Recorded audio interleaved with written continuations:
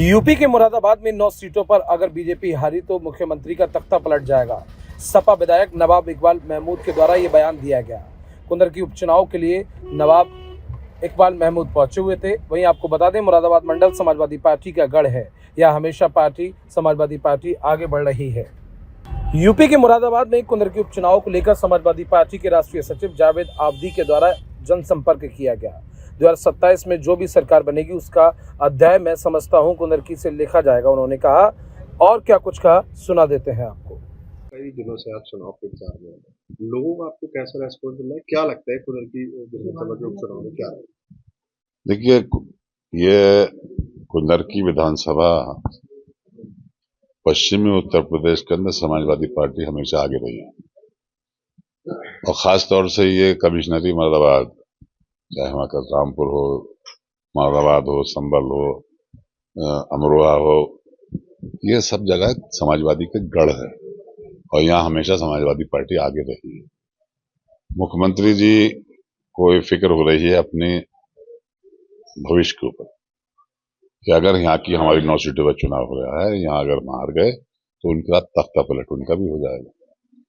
इस वजह से वो यहाँ पर ज्यादा कैंपेन करना, ज्यादा धौंस देना, ज्यादा दबाव बनाने का काम कर रहे हैं। ये धरती समाजवादी पार्टी की है। यहाँ पर इस एरिया में पश्चिमी उत्तर प्रदेश के 2 चुनाव हो रहे हैं, 3, तो इन तीनों के ऊपर ही समाजवादी पार्टी ही जीतेगी। जनता समाजवादी पार्टी से खुश है, उनके कामों से खुश है। 2012 की सरकार जो अखिलेश यादव जी की रही है, उससे आज भी लोग मिसाल देते हैं कि उस वक्त की सरकार में जो काम हुए हैं, जो हमारे बच्चों का कुछ नौकरियां मिली हैं, जो हमारे बच्चों की पढ़ाई के काम हुए हैं, जो हमें अच्छे दिन देखने को मिले हैं, उस दिन की वो तलाश है। और मुझे उम्मीद है कि 2027 का जब चुनाव होगा तो समाजवादी पार्टी अपने कामों के ऊपर फिर दोबारा अपनी सरकार बने। कांग्रेस पार्टी इंडिया गठबंधन की अगर बात करें, कांग्रेस पार्टी का यहाँ कोई भी नेता कुंदरकी विधानसभा के उपचुनाव में दिखाई नहीं दे रहा।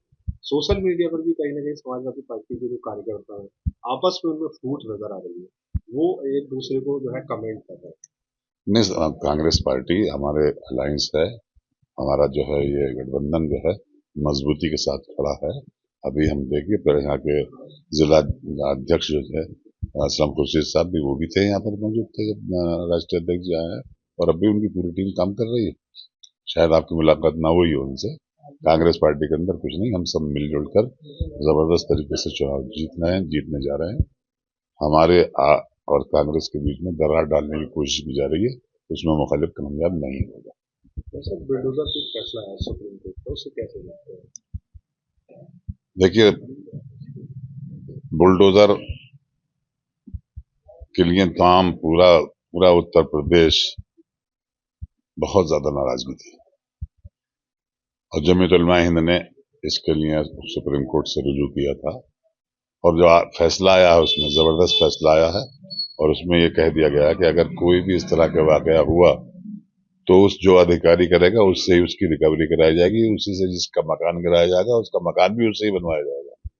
तो ये तो बिल्कुल हिंदुस्तान के कानून की धज्जियां उड़ाने का काम कर रहे हैं। उन धज्जियों में ये बुलडोजर भी था और इस बुलडोजर को लेकर आसपास के हमारे जो प्रदेश हैं उनपे भी हुआ, मगर उन्होंने ये आदेश किया है सिर्फ उत्तर प्रदेश के लिए नहीं, पूरे देश के लिए आदेश हुआ है और इस आदेश से जनता के अंदर खुशी की लहर दौड़ गई। अब अन्याय मैं समझता हूं नहीं होगा। एक सवाल आपने हमारे मंत्री जी से किया था, शायद मंजूर साहब से, कि पीडीए का नाम बदल के क्या कर दिया, प्रोडक्शन हाउस कह दिया उन्होंने, अपराधी होगा प्रोडक्शन हाउस। अंग्रेजी नहीं जानते हमारे मुख्यमंत्री जी। पीडीएस से क्या मतलब, एच कहाँ है, एच के मानी मालूम ही नहीं उन्हें। पीडीए और पीडीएच कर दिया उन्होंने, एच कहां से आ गया। अरे समझे मुख्यमंत्री जी, इस पीडीए से बहुत घबरा गए हैं, बहुत घबरा गए। और ये पीडीए ही सरकार को गठबंधन की सरकार बनाएगा उत्तर प्रदेश में 27 में, और पीडीए की सरकार बनेगी तो दुनिया देखेगी और इसका असरात दूर तक पहुंचे हैं उपचुनाव में। कैसा लोगों को आपको रेस्पॉन्स मिल रहा है? क्या क्या लग रहा है उपचुनाव में क्या उत्तर प्रदेश में? कि मैं आज ही आया हूँ और आज मैं जगह जगह 2-4 जगह रुका हूँ, यहाँ पर भी आया हूँ। मुझे एक तरफा चुनाव लग रहा है और कोई भी लड़ाई में मुकाबले में है नहीं। जहाँ तक डराने और धमकाने की बात सुन रहे हैं, तो जब किसी को अपनी हार का यकीन हो जाता है कि हम हार रहे हैं, तो अलग अलग हथकंडे अपनाए जाते हैं। जाहिर है कि हथकंडे अपनाए जा रहे हैं, और जो भी समाजवादी पार्टी में है या समाजवादी विचारधारा रखता है, वो संघर्षशील होता है, मुकाबला करने का आदी होता है, और माथे से पसीने निकालने का आदी होता है। वो डट के मुकाबला करेगा, और मैं समझता हूँ कि 2027 में जो सरकार बनेगी और वो उसकी फतह की जो किताब लिखी जाएगी, उसका पहला अध्याय जो है वो कुंदरकी से लिखा जाएगा। अब जो भारतीय जनता पार्टी के नेता है, प्रत्याशी, वो कुंदरकी विधानसभा में बड़ी तादाद में भारतीय जनता पार्टी के साथ मुस्लिमों को जोड़ने की बात कर रहे हैं। वो कह रहे हैं कि इस बार मुसलमान जो है भारतीय जनता पार्टी को वोट कर रहा है। उनके प्रत्याशी भी आप देख रहे होंगे, उनके फोटो वीडियो वायरल हुई है, वो सर पर टोपी और गले पे गमछा है उनके। असल में एक गांव की ही एक कहावत है कि मरता क्या नहीं करता। जो हारता हुआ होता है वो हर हथकंडे अपनाता है। वो जो लिबास से पहचान जाते थे, जो कपड़ों से पहचाने जाते थे, आज उन्होंने ही अपने कपड़े बदल लिए हैं, गिरगिट की तरह रंग बदल रहे हैं। लेकिन जनता, मुसलमान ही नहीं बल्कि पूरी जनता इनसे आजिज है।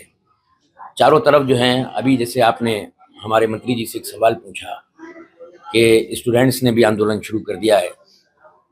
कोई ऐसी जाति, कोई ऐसी बिरादरी, कोई ऐसा धर्म, कोई ऐसा नौजवान, महिला, कोई ऐसे नहीं है जो पीड़ित नहीं हुई है।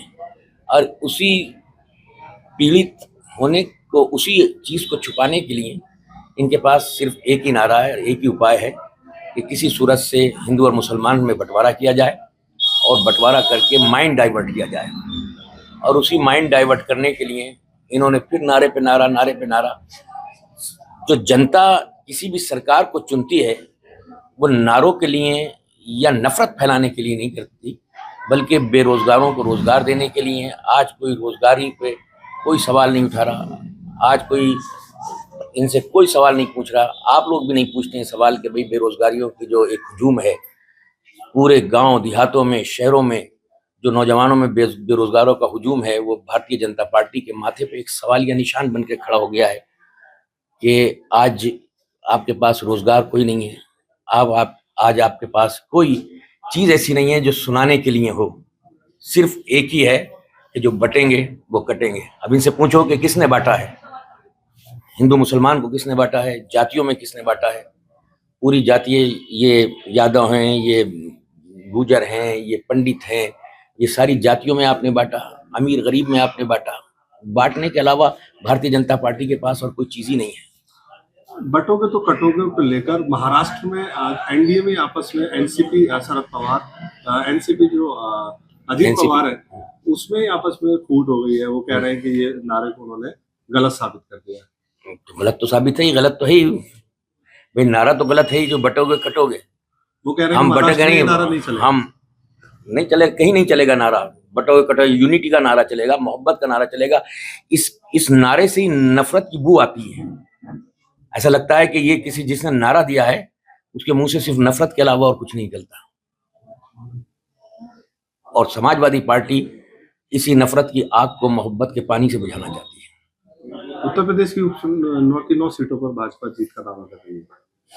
मुंगेरी लाल के सपने जो है वो देखने में या दिन में सपने देखने में किसी को इनकार नहीं कर सकते। सपने देखने का सबको इख्तियार है, और वो अगर दावा कर रही है तो जबान है, बोल रहे हैं। लेकिन ये तो 20 तारीख के बाद जब वोटिंग हो जाएगी और 23 तारीख को रिजल्ट निकलेगा, ये तो जब फैसला करेगी जो जनता किसको ताज बनाती है और किसको ताराज करती है। भाजपा प्रत्याशी पर लगातार टोपी और उसको जो गमछा डाला था उसको लेकर सवाल खड़े कर रहे हैं। वहीं आपकी जो सोलंकी है, 5 सोलंकी जी की पत्नी, वो मंदिर गई थी, उसे किस नतीजे से देखते हैं? ऐसा है कि जो यहाँ के भारतीय जनता पार्टी के प्रत्याशी टोपी पहन रहे हैं, सबसे पहले तो मुझे लगता है कि वो प्रधानमंत्री के विरोधी हैं। प्रधानमंत्री जी ने जो है उसी टोपी को पहनने से गुजरात में मना कर दिया था, और उसी पार्टी में रहने के बावजूद आज यहाँ के प्रत्याशी जो हैं वो टोपी पहन रहे हैं। और प्रधानमंत्री हमेशा लिबास देख के पहचानते हैं।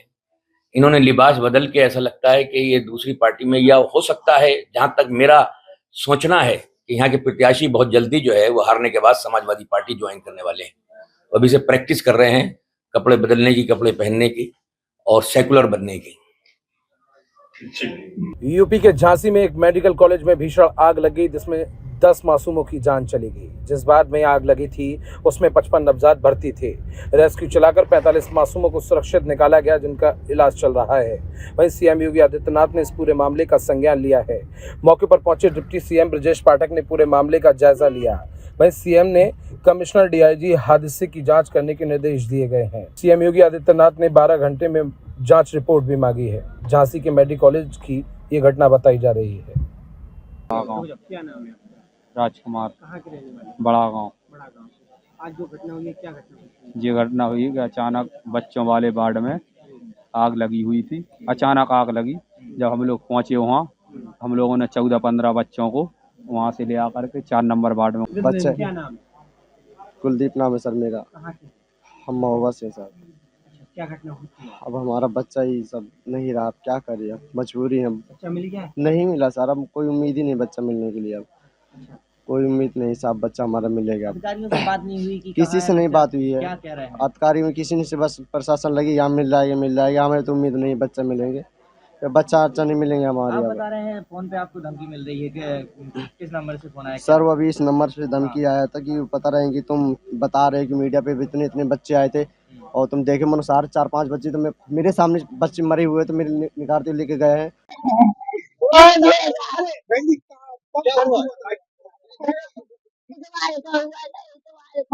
अच्छे दिन हो गए हमारे बच्चा में बताया था क्या बताया था। आज पुलिस से इंजेक्शन लगाए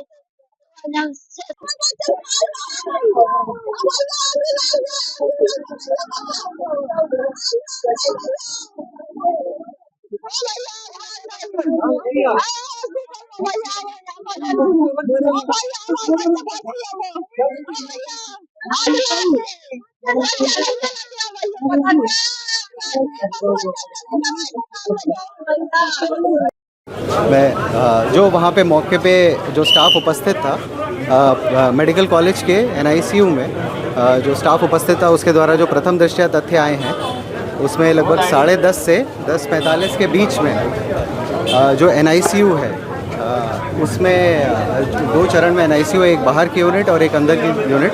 जो कम क्रिटिकल होते हैं वो बाहर की तरफ रहते हैं, जो ज़्यादा क्रिटिकल होते हैं वो अंदर की तरफ रहते हैं। तो जो अंदर की यूनिट है उसमें संभवतः शॉर्ट सर्किट से आग लगी और उसके बाद जो बाहर की तरफ बच्चे थे वो लगभग सभी बचा लिए गए हैं और अंदर के जो बच्चे थे उसमें से भी काफ़ी बच गए हैं।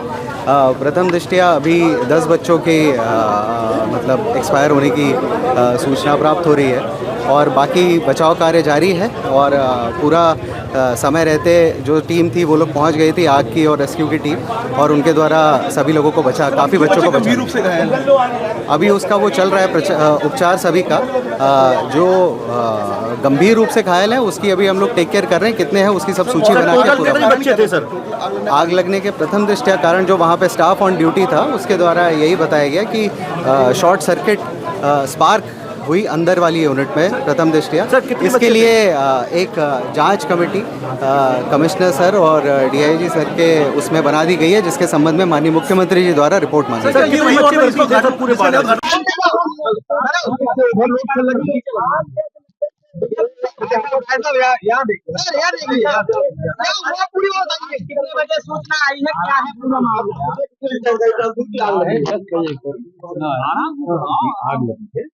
तुरंत हम लोगों ने अपनी दोनों गाड़ियां, एक बड़ी है, 2 बड़ी और एक छोटी गाड़ियां यहाँ से परेशान।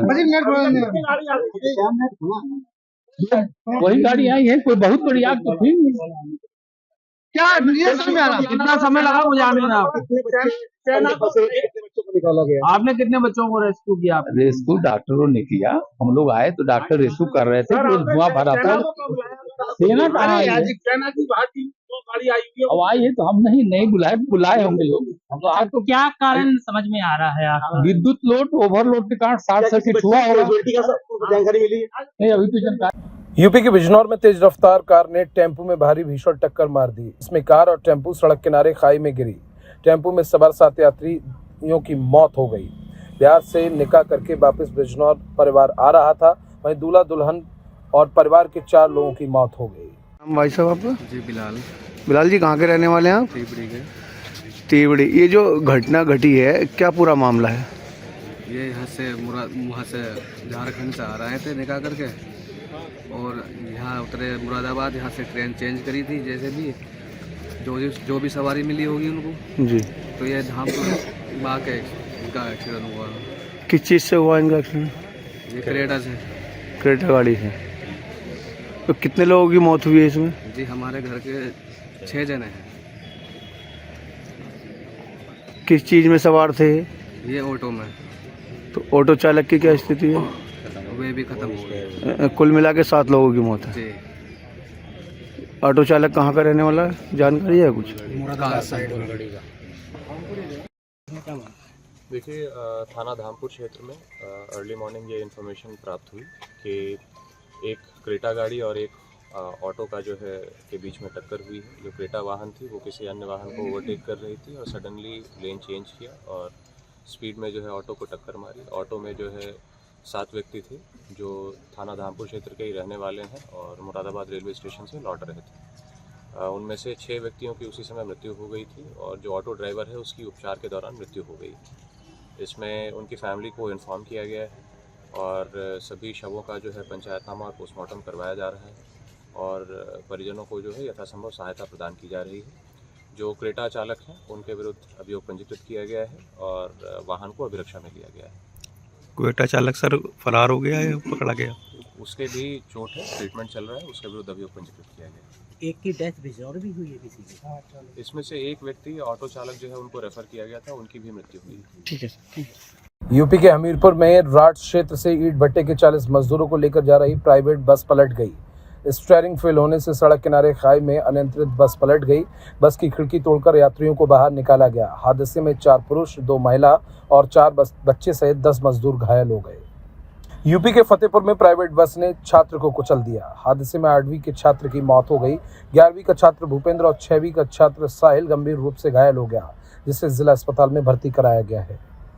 मामला ये है कि प्राइवेट बसें जो आती हैं वहाँ से आती हैं और इतनी तेज़ी रफ्तार से जाती हैं कि जिसका कोई जवाब नहीं। यहाँ पर आने के बाद जो है मुंशी जो है तत्काल जल्दी वहाँ करवाते हैं। दूसरे वाहन नहीं चलते। आज जो हादसा हुआ है जी वो किस प्रकार हुआ है? आज का हादसा इस तरीके से हुआ कि यहाँ पर गाड़ी खड़ी हुई, बच्चे चढ़ने के लिए किया तो कंडक्टर उसको चढ़ गया बच्चा। हाँ, बच्चा चढ़ने के बाद कंडक्टर ने उसको धक्का दे दिया और वो बस के नीचे आ गया और वो समाप्त हो गया। क्या नाम है आपका?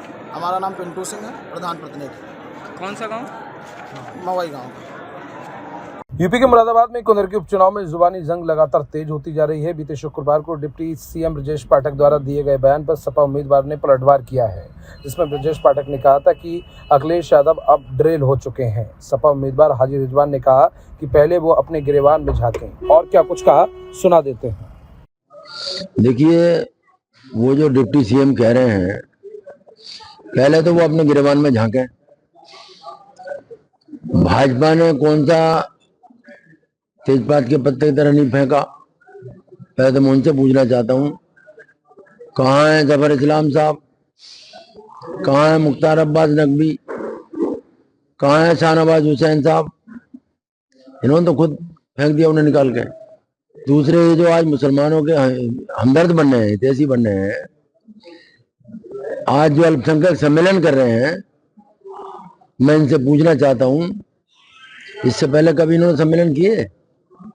कौन सा मुसलमानों को पार्लियामेंट में टिकट दिया, मुसलमानों को विधानसभा में टिकट दिया? मुसलमान पर भरोसा ही कभी नहीं। इन्हें मुसलमान पर कभी भरोसा ना रहा है ना रहेगा। आज जो ढोंग चल रहा है इस क्षेत्र में, वो दबाव का ढोंग है। प्रधान टोपी लगाए फिर रहे, दाढ़ी वाले बेचारे ऐसे कुछ ऐसे बिकाऊ हैं, दलाल टाइप के लोग, जिनको पकड़ रखा है इन्होंने। राशन डीलर हैं, उनको इस्तेमाल कर रहे हैं। तो ये इस्तेमाल जो कर रहे हैं, ये सरकार के दबाव में कर रहे हैं। इनके पास जो मुसलमान आज जा रहा है, वो अपनी मर्जी से नहीं जा रहा, उसको प्रताड़ित किया जा रहा, उसको इतना डेमोलाइज कर दिया है कि तेरे खिलाफ मुकदमे लिख देंगे, तेरे खिलाफ तेरे गोदाम सील कर देंगे, तेरी हालत सील कर देंगे, तेरा आरा मशीन बंद कर देंगे, तेरा क्या नाम है सेल टैक्स के अधिकारी को भेज देंगे, तेरा जो है बिजली के चेकिंग स्क्वाड को भेज देंगे, तेरे ऊपर जो है वो सीएमओ को भेज देंगे, तेरे ऊपर डीसी मनरेगा को भेज देंगे, तेरे ऊपर सप्लाई इंस्पेक्टरों को भेज देंगे। तो आज जो है ये दबाव में है। मुसलमान ने इनके साथ पहले कभी था और न कभी मुसलमान होगा। आपका मैं बताना चाहता हूँ, समाजवादी पार्टी के साथ में हमेशा मुसलमान रहा है और इंशाल्लाह आगे तक समाजवादी पार्टी में रहेगा। हर तरह से जो है समाजवादी पार्टी मुसलमानों की पार्टी है। प्रत्याशी का बीजेपी का कहना है कि मुसलमान जितना उनके साथ जुड़ा हुआ है, साथ कदम से कदम मिलाकर चला है, वो उनको धोखा नहीं देगा और कन्फर्म ही उनको वोट डालेगा और मुसलमानों के वोट। देखिए उसका प्रमाण यह है मुसलमान तो धोखा देने कभी दिया ही नहीं। मुसलमान ने आज तक गद्दारी कभी की है, न देश से गद्दारी की है। आज तक की मिसाल है, कभी किसी मुसलमान ने देश से गद्दारी नहीं की, ना कभी मुसलमान ने धोखा किसी को दिया, ना समाजवादी पार्टी को धोखा देगा। उसका प्रमाण सामने है। अब पिछला चाहे विधानसभा का चुनाव हो, चाहे लोकसभा का चुनाव हो, चाहे ये बाई इलेक्शन हो, मुसलमान किसी भी कीमत पर जो है वो धोखा नहीं देगा, ना मुसलमान ने कभी धोखा दिया है।